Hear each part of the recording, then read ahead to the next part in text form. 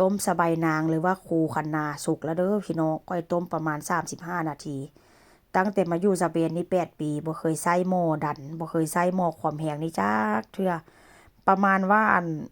มันใช้เวลาน้อยแล้วมันก็เปื่อยไวแต่ว่าข้อยก็บ่ใช้ข้อยย้านมันระเบิดใส่หน้าข้อยพี่น้องมื้อนี้ข้อยก็เลยใช้ผัวต้มให้ต้มประมาณ35นาทีพู้นล่ะเพราะว่าคนทางนี้ส่วนหลายเขาเจ้าจะบ่กินแบบยำหยาบคือบ้านเฮาได้ต้มประมาณ35นาทีเปื่อยคักเปื่อยแน่แต่ว่าข้อยก็ต้องไปเฮ็ดน้ำซอสได้เพราะว่าคนทางนี้กินใส่ซอสมะเขือเทศพี่น้องน้ำซอสมะเขือเทศก็เฮ็ดคล้ายๆกับน้ำซอสสปาเกตตีหั่นล่ะใส่ซอสใส่เส้นสปาเกตตีหั่นล่ะผัดหัวหอมแล้วก็หัวหอมมันเหลืองสุกแล้วก็เอาน้ำซอสมะเขือเทศลงไปหลังจากนั้นก็ต้มจนว่าน้ำซอสมะเขือเทศมันสุกพุ่นล่ะพี่น้องหลังจากก็รู้สึกว่ามันสุกแล้วเนาะก็เอาลงมาแบบว่าให้มันแบบเซาร้อนแล้วก็มาปั่นแล้วก็หลังจากนั้นก็เติมเกลือพริกไทยแล้วก็เอาต้ม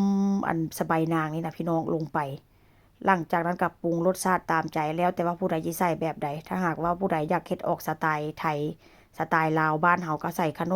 อเกลือแป้งนัวก็แล้วแต่ว่ามักไผมักมันว่าซั่นซะแต่ว่าทางนี้เขาเจ้าใส่แค่พริกไทยแล้วก็เกลือเด้อแต่ว่าก็แซ่บขนาดเดะ